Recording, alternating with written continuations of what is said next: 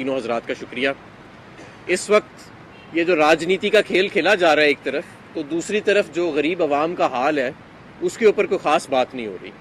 کوئی اینکر ہے وہ گلیوں میں محلوں میں جو پہلے نظر آتے تھے لوگوں سے مہنگائی کا حال پوچھنے کے لیے، وہ نظر نہیں آ رہے۔ جو اینکرز ٹاک شوز میں 4 روپے لیٹر جب قیمت بڑھتی تھی پیٹرول کی تو اس کے اوپر 3 شوز کرتے تھے، 4 شوز کرتے تھے، اب وہ تقریباً خاموش نظر آ رہے ہیں۔ تو لہٰذا میں نے یہ سوچا کہ کیوں نہ میں خود ہی کچھ مہنگائی کے اعداد و شمار جو حکومت کے اپنے اعداد و شمار ہیں میں آپ کے سامنے آج رکھنا چاہتا ہوں۔ پچھلے سال اسی وقت مہنگائی کی شرح 12.7% تھی جب پاکستان تحریک انصاف کی حکومت تھی، 12.7%۔ آج پورے 12 ماہ کے بعد 35.4%، 35.4%، یعنی 3 گنا مجموعی طور پہ مہنگائی کی شرح میں اضافہ ہو چکا ہے۔ اب آپ یہ اکثر دیکھتے ہوں گے کہ آج کل آٹے کا ایک بحران پیدا ہے اور آٹے کے حصول کے لیے سانحہ بھی پیش آ رہے ہیں، لوگوں کی جانیں بھی جا رہی ہیں۔ کھانے پینے کی اشیاء میں پاکستان بیورو آف اسٹیٹسٹکس کے مطابق 47% 12 ماہ کے اندر اضافہ ہوا ہے، 47% سارے کھانے پینے کی اشیاء کے اندر۔ لیکن آٹا ایک منفرد حیثیت رکھتا ہے اس مہنگائی کی شرح میں۔ پاکستان بیورو آف اسٹیٹسٹکس کے مطابق پچھلے سال اس وقت آٹے کی 20 کلو کی بوری 1180 روپے کی تھی، یہ کل اعداد و شمار شائع ہوئے ہیں، اور آج وہی بوری 2635 روپے کی 20 کلو کی ہے، یعنی کہ سرکاری آٹا 60 روپے کلو سے بڑھ کے 130 روپے کلو پہ چلا گیا۔ یہ وہ آٹا ہے جو فلار ملوں کو سستا پہلے گندم دی جاتی ہے اور اس کے نتیجے میں پھر ان سے سستا آٹا لیا جاتا ہے، وہ 60 روپے سے بڑھ کے 130 روپے کلو چلا گیا، دگنے سے بھی زیادہ۔ اور جو فائن آٹا ہے وہ آج آپ کو 150 روپے کلو کا بھی کہیں سے مل جائے تو آپ خوش قسمت ہوں گے۔ اس وقت یہ صورتحال دیکھتے ہوئے، کیونکہ پچھلے 11-12 ماہ سے ملک میں حکمرانی تو ہو نہیں رہی، گورننس تو ہو نہیں رہی، ملک میں تو صرف ایک عمران خان کا خوف اور وہم ہے، اور دن رات کوشش ہو رہی ہے کہ یہ جو ایک غیر فعال مسلط حکومت ہے اس کو مزید مسلط رکھا جائے۔ تو ایک مفت آٹے کی اسکیم کا اعلان کیا گیا، اور میں آپ کو بتاتا ہوں کہ یہ کیوں ایسا اعلان کیا گیا ہوگا۔ یہ اعلان اس لیے کیا گیا کہ دیکھیں، آپ لوگوں کے گھروں میں خاموشی سے عزت اور احترام کے ساتھ کیش اسٹائپنڈ یعنی کہ نقد کیش بھی بھجوا سکتے ہیں۔ احساس پروگرام میں ہم نے یہ بہت کیا، کووڈ کے دوران بھی بہت کیا، کوئی غریبوں کی قطاریں نہیں لگیں، کوئی کسی کا چہرہ بے نقاب نہیں ہوا۔ انہوں نے یہ سوچا ہوگا کہ کیوں نہ ہم آٹے کا ٹرک مارکیٹوں کے بیچ میں لے جا کے کھڑا کریں اور وہاں پہ آٹے کی تقسیم کریں تاکہ ہمارا سیاسی دکان بھی چمکے۔ پر ان ظالموں نے یہ نہیں سوچا کہ جو عام آدمی کی عزت نفس کو مجروح کیا جائے گا اس کا ازالہ کیسے کیا جائے گا، اور انہوں نے یہ نہیں سوچا کہ یہ جو جانیں چلی گئی ہیں، درجنوں لوگ اپنی جانوں سے ہاتھ دھو بیٹھے، 3 بچوں کی موت ہو چکی ہے۔ اس کے علاوہ آج پشاور سے اطلاع آ رہی ہے کہ وہاں پہ ٹیئر گیس کے شیل فائر کیے گئے جب لوگ یہ مفت آٹے کے حصول کے لیے آگے بڑھے۔ تو یہ ایک ظالم حکمران ہے جن کو سوائے اپنے سرمایے کے، سوائے اپنی سیاست کے اور کسی چیز کی کوئی پرواہ نہیں ہے۔ یعنی کہ آج یہ نہج آ گیا پاکستان میں کہ 35% مہنگائی کا مطلب ہے کہ اگر آپ کی 1 لاکھ روپیہ مہینے کی تنخواہ تھی پچھلے سال تو آج وہ 65,000 روپیہ رہ گئی ہے۔ اور اگر آپ مفت آٹے کے حصول کے لیے جو حکومت دے رہی ہے آپ اپنے گھر سے نکلتے ہیں تو آپ اپنی عزت نفس سے جو ہے وہ بھی کھو دیں گے، آپ اپنا وقار بھی کھو دیں گے، اور ممکن ہے کہ آپ کی جان کو بھی خطرہ ہو۔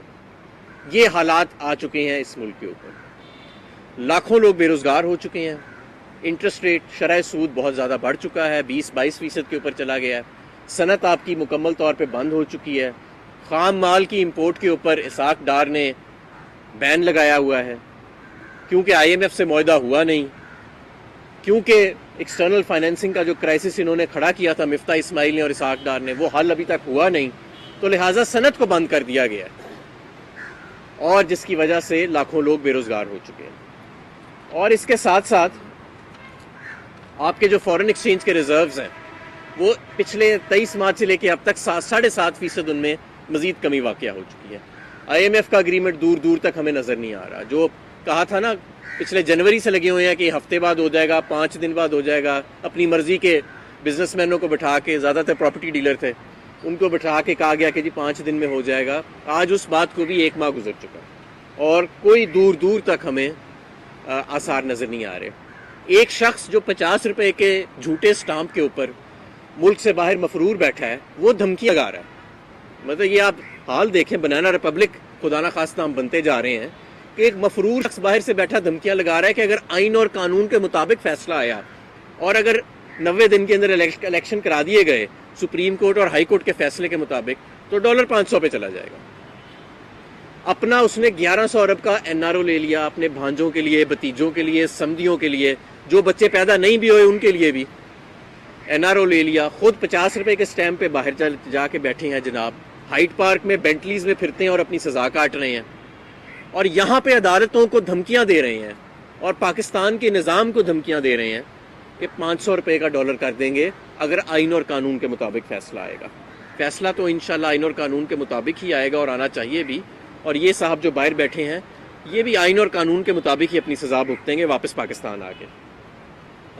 میں ساتھ یہ بھی آپ کو بتانا چاہتا ہوں کہ جہاں پہ لوگ آٹے کے لیے حصول کے لیے قطاریں لگا رہے ہیں, قطاریں کیا لگا رہے ہیں, وہاں پہ تو جو بھگدڑ مچی ہوئی ہے وہ آپ کے سامنے ہی ہے. تو دوسری طرف ریاست کا جو فوکس ہے وہ کس طرف ہے؟ ریاست کا فوکس ہے عمران خان کے ساتھیوں کو گرفتار کرنے پہ, سوشل میڈیا کے پڑھے لکھے لوگوں کو گرفتار کرنے پہ اور ان کو اپنے سامنے بٹھا کے کہنے پہ کہ عمران خان کو چھوڑ دو, اور ان کو ہراساں کرنے پہ, ان کو ٹارچر کرنے پہ, ان کی فیملیز کو بلیک میل کرنے پہ.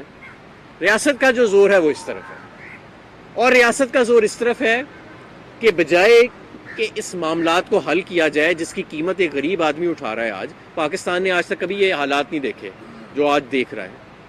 یہ جو ایک غیر فعال قسم کا مسلط ٹولہ ہمارے اوپر مسلط کیا گیا ہے, اس کو مزید مسلط رکھنے کے اوپر ریاست کا آج سارا زور ہے. دن رات محنت ہو رہی ہے, میڈیا پہ نیریٹیوز بنائے جا رہے ہیں, ٹیلی فونز کیے جا رہے ہیں, کالز کی جا رہی ہیں کہ بھائی ان لوگوں کو کسی طرح مسلط رکھا جائے اور عام عوام کے اوپر نیریٹو کسی طرح نہ چلا جائے. عام عوام کیا سوچ رہی ہے, وہ کیا سہ رہی ہے, اس کی زندگی کیسے گزر رہی ہے, اب آپ کو وہ ٹی وی اسکرینوں پہ کہیں نظر نہیں آئے گا. وہ عمران خان کے دور میں نظر آتا تھا, وہ اس مسلط دور میں آپ کو نظر نہیں آئے گا. لیکن وہ سینز آپ نے دیکھے, یہ مفت آٹے کے جب تقسیم ہوئی, اس پہ ہم کوئی سیاست نہیں کرنا چاہتے, اللہ معاف کرے کسی کی مجبوری کے اوپر, لیکن جس طریقے سے اس سارے کرائسس کو ہینڈل کیا گیا, میں سمجھتا ہوں کہ وہ لوگ قوم کے مجرم ہیں جنہوں نے یہ آئیڈیا دیا کہ اس کو اس طریقے سے کرنا ہے. بہتر طریقے موجود تھے, بہتر طریقے ماضی میں استعمال ہوتے رہے, لیکن ان کو پرواہ تھی کہ ہم نے اپنی سیاسی دکان جو ہے وہ چمکانی ہے. میں آپ کو یہ بھی بتانا چاہتا ہوں کہ ہمارے ساتھ کے دوسرے ممالک بھی ہیں, گویا ہم سے شاید چھوٹے ہیں وہ, جیسے لبنان ہے, وینزویلا ہے, جہاں پہ ہمارے جیسے معاشی بحران آئے, اور لبنان ابھی تقریباً ہم سے 1-2 ماہ آگے ہے اس معاشی بحران میں. وہ ایک چھوٹا ملک ہے, صرف 50-60 لاکھ اس کی آبادی ہے, لیکن وہاں آپ جا کے دیکھیں کیا حال ہے. وہاں پہ فوڈ رائٹس شروع ہو چکے ہیں, افراتفری ہے, لا اینڈ آرڈر جو ہے وہ اور اسٹیٹ کا کنٹرول بریک ڈاؤن کر چکا ہے. وینزویلا کے اندر جب یہ بحران آیا تھا تو لوگوں نے کھانے پینے کی اشیاء جو ہیں ان کے اوپر ایک بہت شدید بحران آ گیا تھا اور ان کی کمی آنا شروع ہو گئی تھی. تو ایسی بات نہیں ہے جو پاکستان میں پچھلے 11 ماہ میں 12 ماہ میں ہم نے دیکھا, تو اور جس طرف ہم جا رہے ہیں, ہم خدا نہ خواستہ اس سے کوئی مختلف سمت میں نہیں جا رہے. آپ یہ مت سمجھیے گا کہ اگر پاکستان میں پہلے ایسے کبھی نہیں ہوا تو ان نااہل لوگوں کی اور یہ جو ضد اور انا میں لوگ آئے ہوئے ہیں, ان کی ضد اور انا کی وجہ سے وہ حالات اس طرف نہیں چلے جائیں گے. حالات اس طرف جا رہے ہیں, ہاں نہ چاہتے ہوئے بھی حالات اس طرف جا رہے ہیں. کوئی نہیں چاہتا, ہمارے دشمن بھی نہیں چاہتے ہوں گے کہ ہمارے حالات اس طرف جائیں, لیکن حالات اسی جانب جا رہے ہیں. اور اگر یہ کھیل نہ روکا گیا, اگر ایک فعال حکومت فوری طور پہ پاکستان میں قائم نہ کی گئی اور انتخابات کے ذریعے نہ کی گئی, کیونکہ اس وقت قوم کسی اور کو قبول کرنے کو تیار نہیں ہے سوائے ان کے جس کو عوام خود منتخب کرے. عوام کا اعتماد اٹھ چکا ہے, اور جس طریقے سے عدلیہ کو تقسیم کیا جا رہا ہے, جس طریقے سے الیکشن کمیشن کو پارٹیزن قرار دیا گیا, جس طریقے سے FIA اور نیب کو استعمال کیا گیا, جس طریقے سے پولیس کو آگے رکھ کے, اور پیچھے کوئی اور تھا, آگے پولیس کو رکھ کے جس طرح سے استعمال کیا گیا, لوگوں کا ان ریاستی اداروں کے اوپر سے بھی اعتماد اٹھتا جا رہا ہے. اور یہ زیادہ دور کی بات نہیں ہوئے گی کہ اگر یہ معاملات جو ہیں یہ کسی اور سمت میں چلے. معاملات تو چلے گئے کسی اور سمت میں. اگر آج آپ سے پوری ریاست سے مل کے بھی آٹا تقسیم نہیں ہو پا رہا اور آپ سے معیشت جو ہے وہ قابو نہیں آ رہی, آپ کے دوست ممالک آپ کو لکھ کے دینے کے لیے تیار نہیں ہیں کہ وہ آپ کی مالی مدد کریں گے, لہٰذا IMF آپ کی مدد کرنے کو اب تیار نہیں ہے, تو حالات تو خراب ہو رہے ہیں. ایک شخص رانا ثناء اللہ جو انٹیریئر منسٹر ہے, جو میرا خیال ہے اس وقت اگر آپ پاکستان کا کوئی اوپینین پول کریں تو شاید پاکستان کا سب سے جو اس وقت نفرت والا شخص ہے, جس سے لوگ نفرت کرتے ہیں. ایک ہوتا ہے نا جس سے سب سے زیادہ لوگ پیار کرتے ہیں, اس کے تو اوپینین پولز آتے ہیں اور وہ ہمیں معلوم ہے کہ آج کل وہ شخص کون ہے. لیکن جس شخص سے لوگ سب سے زیادہ نفرت کرتے ہیں اگر آپ وہ کریں تو شاید وہ رانا ثناء اللہ عین ممکن ہے کہ نکلے گا. وہ ٹی وی پہ آ کے دھمکیاں دیتا ہے. تو میں سمجھتا ہوں کہ یہ دو خاندان, ان کا سرمایہ, ان کی سیاست, ان کی جائیداد, ان کی آل اولاد, اس کے اس وقت جو مقاصد ہیں اور مفادات ہیں وہ بالکل مختلف ہیں. جو اس وقت ریاست کے, جو اس وقت عوام کے خیالات ہیں, جو قیامت برپا ہے عوام کے اوپر, وہ بالکل مختلف ہے. میں میڈیا کے حضرات سے بھی گزارش کروں گا کہ چاہے جتنا بھی پریشر کیوں نہ ہو, ہماری جو بنیادی ذمہ داری ہے وہ عوام ہے. تو عوام کا جو دکھ ہے, جو درد ہے, اس کو دکھانا مت روکیے, کیونکہ کسی نہ کسی نے تو کبھی نہ کبھی جواب دہ ہونا ہے کہ جو پچھلے 12 ماہ میں ہوا. اور جو اس وقت رونگٹے کھڑے کرنے والے, روح کو ہلا دینے والے, روح کانپ جاتی ہے وہ مناظر دیکھ کے, اس ملک کے اندر جو ہو رہا ہے, وہ مناظر جو دیکھے جا رہے ہیں ہم سب کی انڈیویجول کیپیسٹی میں, ہٹ کے کہ ہم کس جماعت سے تعلق رکھتے ہیں, ہٹ کے کہ ہم کس شعبے سے تعلق رکھتے ہیں, ہم سب کی یہ انڈیویجول کیپیسٹی ہے. ہمارا یہ فرض ہے کہ ہم ان مناظر کو ختم کرنے کے لیے اپنی پوری کوشش کریں. کوئی غریب کا بچہ جو ہے وہ آٹے کی بھگدڑ میں اگر لگ کے مر جاتا ہے, کوئی بزرگ اگر آپ دیدہ ہو جاتا ہے, اپنی جان سے ہاتھ دھو بیٹھتا ہے, کس چیز کے لیے؟ آٹے کے حصول کے لیے. تو یہ بطور قوم کیا ہمارے لیے شرمندگی کی باعث نہیں ہے؟ اور ہم ابھی بھی لگے ہوئے ہیں اس بدکار قسم کے ٹولے کو اپنے اوپر مسلط رکھنے کے لیے. محنت ہو رہی ہے اس کو مسلط رکھنے کے لیے, غریب کے درد کو ختم کرنے کے لیے, یا اس کے جو مہنگائی تلے وہ دب رہا ہے. ابھی تو میں نے آپ کو صرف آٹے کے اوپر بات کی ہے. یہ جو 3 گنا مہنگائی بڑھی ہے, اس کے اندر ابھی بجلی کا بھی بہت بڑا ہاتھ ہے, اس کے اندر ابھی پیٹرول اور ڈیزل کا بھی بہت بڑا ہاتھ ہے. پیٹرول اور ڈیزل جب $111 کا تھا, $117 کا تھا, تب $150 کا ہم بیچتے تھے, $10 کی سبسڈی تھی, ٹوٹل $10 کی. آج $70 کا ہے بین الاقوامی منڈی میں, اور آج $280, $290, $300 کا بک رہا ہے پیٹرول پمپ کے اوپر. اس کے اوپر ایک علیحدہ نشست ہونی چاہیے. آج آپ کے جو بجلی کا نرخ ہمارے دور میں زیادہ سے زیادہ $16 تھا, آج آپ کی انڈسٹری کو $50-55 یونٹ بجلی پڑ رہی ہے, اسی لیے وہ بند پڑی ہے. ہمارے دور میں 11 سے 12% پہ شرح سود چلی گئی تھی. تو ایک اینکر تھا, وہ اس نے کوئی 12 ٹاک شوز کر دیے تھے اس پہ. اس وقت 22% ہے. LNG کا ایک ٹرک مس ہو جاتا تھا تو جعلی پروپیگنڈا ہوتا تھا, ٹرک بھی مس نہیں ہوتا تھا. 12 آ رہے تھے پورے, اب 7 آ رہے ہیں. پچھلے کئی وہ کدھر گئے اینکر, وہ جو جعلی بنے ہوئے تھے اس وقت ایکسپرٹ سارے. تو خدا را یہ پریشر اور یہ آپ کے ذاتی جو بھی مفادات ہیں, پسند ناپسند, وہ اپنی جگہ, لیکن حقائق اس وقت یہ ہیں قوم کے. حقائق یہ ہے کہ آپ کی قوم آٹے کے لیے مر رہی ہے. حقائق یہ ہے کہ کسی کو آپ کی انا کی پرواہ نہیں ہے, کسی کو آپ کی ضد کی پرواہ نہیں ہے. پرواہ ہے تو اس 22 کروڑ عوام کی بقا کی. اور نہ آپ رہیں گے, نہ آپ کی انا رہے گی, نہ آپ کی ضد رہے گی. اگر کوئی رہے گا تو یہ خلق خدا رہے گی, اور یہ آپ سے حساب مانگے گی, اس دنیا میں بھی اور آخرت میں بھی. بہت شکریہ. سر یہ بتائیے کہ ظاہر آپ نے غریبوں کے درد کے لیے یہ پریس کانفرنس کیا ہے, اگر آپ الیکشن کو اور اقتدار کو چھوڑ کے موجودہ حکومت کو آٹا بانٹنے کا طریقہ بتائیں اور اس طریقہ بتائیں تو یہ زیادہ خدمت نہیں ہوگی؟ جی, میں نے تو بتایا کہ ہم نے اپنے دور کے اندر کووڈ جب سارا کچھ بند پڑا تھا تو ہم نے ریکارڈ کیش ڈسبرسمنٹس کی. آپ کو کسی جگہ پہ کوئی بھگدڑ نظر آئی؟ کسی جگہ پہ آپ کو غریب کا چہرہ بھی نظر آیا؟ اس پہ بھی پردہ رکھا گیا. کسی جگہ پہ آپ کو کیا یہ نظر آیا کہ کوئی جان گئی ہو یا کسی کی عزت نفس مجروح ہوئی ہو؟ لیکن میں آپ کو ایک اور بات بتاؤں, معیشت اور سیاست جڑے ہوئے ہیں. جڑے کیسے ہوئے ہیں کہ جب تک انتخابات کے ذریعے مستحکم حکومت اور منتخب حکومت نہیں لے کے آئیں گے, جو فعال حکومت ہوئے گی, جس کو پتہ ہوئے گا کہ اگلے 4 سال 5 سال ہم نے جواب دہ ہونا ہے اور اپنے پرفارم کرنا ہے, تو تب تک معیشت بہتر نہیں ہوگی. اگر آپ ایسی حکومت کو مسلط رکھیں گے جو کسی کو جواب دہ نہیں ہے, جو صرف 3-4 لوگوں کو جواب دے جو اس کو لے کے آئے ہیں, تو وہ نہ تو کوئی کام کریں گے اور وہ صرف اپنا سرمایہ اور اپنے بچوں کے سرمایہ کا تحفظ کریں گے.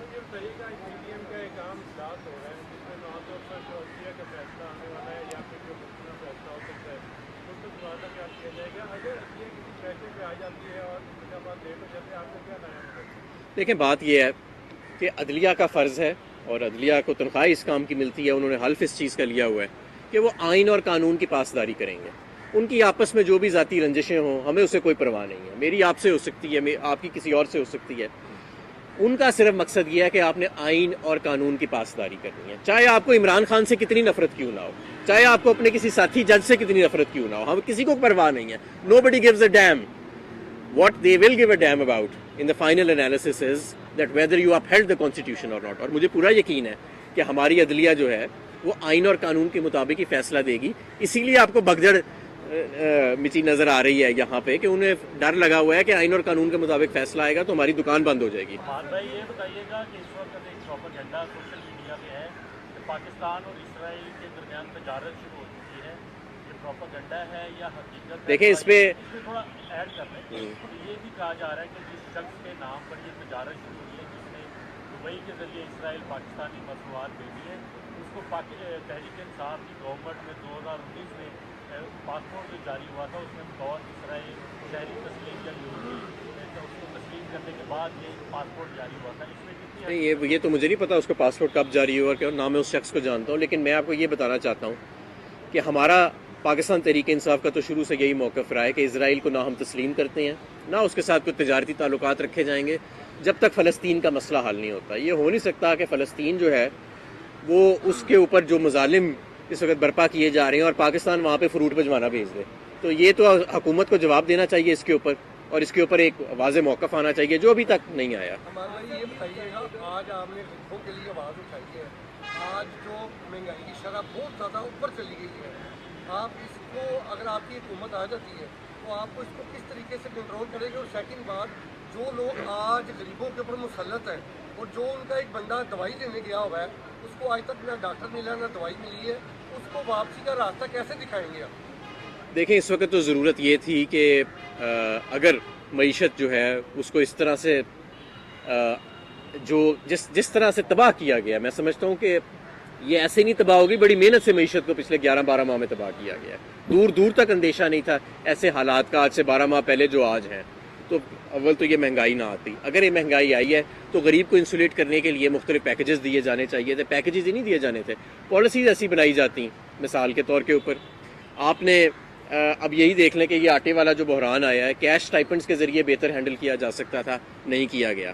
مثال کے طور پہ جب مفتاح اسماعیل صاحب آئے تو مہنگا ترین ضرورت سے زیادہ بین الاقوامی منڈی سے تیل اٹھا لیا گیا, جس کی وجہ سے فیول کاسٹ ایڈجسٹمنٹ جو ہے اس نے مہنگائی کو مزید تول دی, اس کو نہیں دینا چاہیے تھا. مثال کے طور پہ جب اسحاق ڈار صاحب آئے تو بجائے کہ آئی ایم ایف کو آنکھیں دکھاتے, آئی ایم ایف کے ساتھ معاہدہ کرتے. اگر اس وقت بھی معاہدہ کر لیا ہوتا تو آج حالات قدرے اتنے خراب نہ ہوتے جتنے آج خراب ہیں. اچھا, پھر دوست ممالک کے ساتھ ایک کریڈیبلٹی کا کرائسس چل رہا ہے, وہ ابھی تک ریزالو نہیں ہو پا رہا. وہ بھی دیکھ رہے ہیں کہ ملک کے اندر سیاسی استحکام نہیں ہے. فوری طور پہ سیاسی استحکام لائیں, معاشی استحکام لائیں. سنجیدہ لوگ جب سنجیدہ پالیسیز بنائیں گے تو ظاہر ہے کہ ریزلٹس اس کے بہتر آئیں گے. کوئی اب آسان جتنا ہم گہرے معاشی بحران میں چلے گئے ہیں, اب کوئی آسان راستہ رہ نہیں گیا یہاں سے نکلنے کے لیے. لیکن یہ راستہ ابھی بھی موجود ضرور ہے. ابھی بھی اگر آپ ایک سین اکنامک پالیسی یعنی کہ سینسیبل اور سنجیدہ اکنامک پالیسی جو ہے وہ برپا کریں, آئی ایم ایف کو آن بورڈ کریں, ایک انتخابات کرا کے منتخب حکومت لے کے آئیں جس میں استحکام ہو, تو آپ کے حالات جو ہیں, آپ ریپیئر اور ریکوری اور آپ اسٹیبلائزیشن کی طرف آپ کی راہ جو ہے وہ ہموار ہوتی چلی جائے گی. لیکن فی الحال تو آپ ایک فری فال میں ہیں. فری فال سے یہ مراد ہے کہ ہر آنے والا دن پچھلے دن سے گزشتہ دن سے بدتر ہے اور آگے کا پلان بھی کوئی نظر نہیں آ رہا. یعنی کہ ہمیں یہ بھی نظر نہیں آ رہا کہ اگلے 5 دن بعد, اگلے 5 مہینے بعد, 10 ماہ کے بعد حکومت کا اکنامک پلان ہے کیا. ایسی ہمیں کوئی چیز نظر نہیں آ رہی.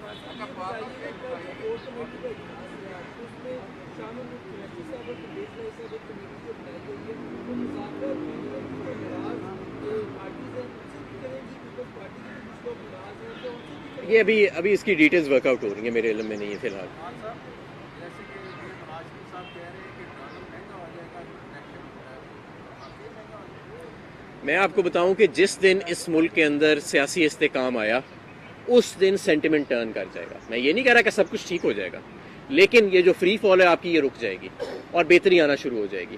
مارکیٹس جو ہیں وہ استحکام میں چلتی ہیں. مارکیٹس ایسے نہیں چلتی کہ آپ کا آئین کہہ رہا ہے کہ جی 90 دن میں الیکشن ہونے ہیں اور ایک مفرور بندہ باہر سے بیٹھا کہہ رہا ہے کہ میں اپنے سمدھی کے ذریعے معیشت تباہ کر دوں گا اگر آئین کے مطابق فیصلہ آئے گا. مارکیٹس جو ہیں ان کو استحکام اس چیز سے نہیں ملتا کہ آپ کا وزیر خزانہ جھوٹ بولے کہ میرے سے نیوکلیئر پروگرام پہ کمپرومائز کرنے کو کہا گیا یا کوئی میزائل کی باتیں شروع کر دے. ایسی چیزوں سے, ایسے غیر سنجیدہ بیانات سے تو مارکیٹس کے اندر مزید عدم استحکام آتا ہے. تو میں سمجھتا ہوں کہ جس دن استحکام مارکیٹس میں آئے گا اور وہ آئے گا سیاسی میدان سے, آپ کو اس کے پازیٹیو اثرات معیشت پہ نظر آنا ان شاء اللہ تعالیٰ شروع ہو جائے گا. آپ نے سیاسی انتظام کی بات کی تو الیکشن سے ہی آئے, تو کل سپریم کورٹ کے اندر ایک بات سامنے آئی کہ وہاں پہ 1500 ارب روپے کا خسارہ بتایا گیا کہ پیسے نہیں ہیں, 20 ارب روپیہ لگنا ہے جو الیکشن کو, اس کے لیے پیسے نہیں ہیں. آپ اس کو دیکھتے رہے ہیں خزانہ کو, کیا آپ دیکھتے ہیں وجہ یہی ہے کہ پیسے نہیں ہیں, کیا اصل حقیقت کیا ہے؟ دیکھیں میں آپ کو بتاؤں, اس سال پاکستان کا جو وفاقی حکومت کا اور صوبوں کا ملا کے خرچہ ہوئے گا وہ 20,000 ارب روپے ہوگا. 20,000 ارب روپے. اور ہم نے جو صرف سود ادا کرنا ہے اپنے قرضوں پہ, ڈومیسٹک قرضوں پہ, وہ 3 سے 4 ہزار ارب روپے ہے. یہ جو انہوں نے ایک ابھی میرا خیال لیپ ٹاپ پروگرام شروع کیا کہ کون سا, وہ 150 ارب روپے کا ہے. الیکشن کے لیے کتنی رقم چاہیے؟ 10 سے 30 ارب روپے. تو یہ ان کا جھوٹ ہے. پیسے بھی موجود ہیں اور 10 سے 30 ارب روپے استحکام کے لیے کوئی بڑی قیمت نہیں ہے. اس وقت جو مین مسئلہ آپ کا وہ عدم استحکام ہے, اور 10 سے 30 ارب روپے خرچ کر کے الیکشن کرا کے, جو کہ کوئی مسئلہ نہیں. میں نے آپ کو بتایا اس سال سالانہ ہمارا 20,000 ارب روپے خرچہ آئے گا پورا صوبوں کا اور وفاق کا. تو یہ کہہ رہے ہیں ہمارے پاس 10 سے 30 ارب روپے نہیں ہے.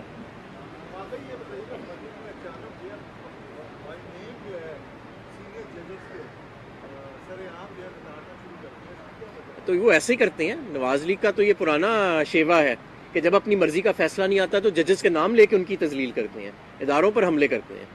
اور یہ آپ دیکھیے گا کہ یہ اور زیادہ حملے کریں گے, لیکن کوئی پرواہ کی بات نہیں ہے. یہ اتنے ایکسپوز ہو چکے ہیں مریم نواز کے, رانا ثناء اللہ کے چہرے اب, کہ ان کو میرا خیال ہے سنجیدہ لینے کی ضرورت نہیں ہے. حامد میر صاحب نے بھی ایک کالم لکھا اور ایک شاید بیت اللہ صاحب جنہوں نے باجوہ صاحب کے ساتھ انٹرویو اس کی بڑی دھوم ہے. حامد میر صاحب نے بھی ایک سوال اٹھایا ہے کہ عمران خان صاحب سچ بتائیں کیا باجوہ صاحب نے عمران خان صاحب کو اسرائیل کے ساتھ تعلقات بحال کرنے یا تعلقات کے حوالے سے کوئی مطالبہ رکھا تھا؟ کیا آپ کے پاس معلومات ہیں؟ دیکھیں میرے سامنے تو کبھی ایسی بات نہیں ہوئی, لیکن اگر خان صاحب کے سامنے کی گئی ہو تو خان صاحب کا جواب تو آپ کو پتہ ہے کہ کیا ہوگا. ان کی ایک بڑی کلیئر لائن ہے, بڑی ہارڈ لائن ہے, اور ہونی بھی چاہیے اسرائیل کے معاملے کے اوپر, جس کو بھی میں نے ری ایٹریٹ بھی کر دیا. بہت شکریہ.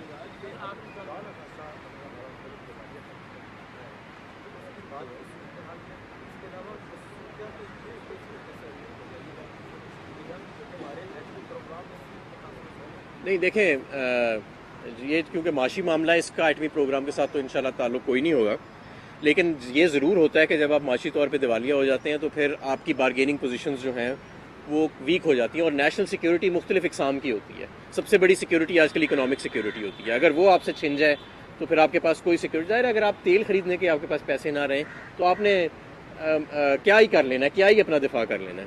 لیکن میں آپ کو ایک بات یہ ضرور بتاؤں کہ اس وقت امپورٹس کو مصنوعی طور پہ روک کے ڈیفالٹ کو روکا گیا. اگر آج آپ امپورٹ کھول دیں اور کوئی بھی شخص ایل سی کھول سکے جیسے کہ ہمارے دور میں ہوتا تھا یا پہلے ہوتا تھا, تو آج پاکستان کے اور سرکاری بینکوں کے پاس وہ ڈالر موجود نہیں ہیں جو پاکستان کی امپورٹ ریکوائرمنٹس میٹ کر سکیں.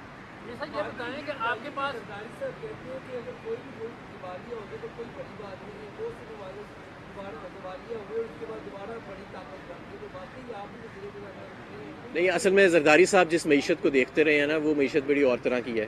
وہ سوئس بینکوں سے شروع ہوتی ہے, 10% کمیشن پہ جا کے ختم ہوتی ہے, کک بیک سے شروع ہوتی ہے. یہ ہم ملک کی معیشت کی بات کر رہے ہیں.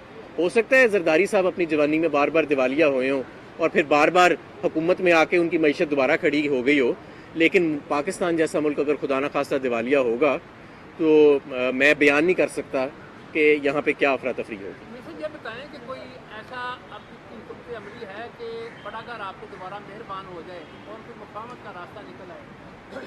دیکھیں آئین اور قانون جو ہے اگر اس کی پاسداری ہو جائے اور آئین اور قانون کے مطابق جو الیکشن کی ٹائم لائنز دی گئی ہیں اگر ان کو فالو کر لیا جائے تو پھر مفاہمت ہی مفاہمت ہے، پھر استحکام ہی استحکام ہے. ہماری کیا ڈیمانڈ ہے؟ ہماری وہی ڈیمانڈ ہے جو باقی ساری قوم کی ڈیمانڈ ہے. تو میں سمجھتا ہوں کہ آئین اور قانون کی پاسداری ہوئے یہ کوئی ناجائز مطالبہ نہیں ہے میرا، اور اس کو زیادتی نہیں سمجھا جائے گا. Thank you.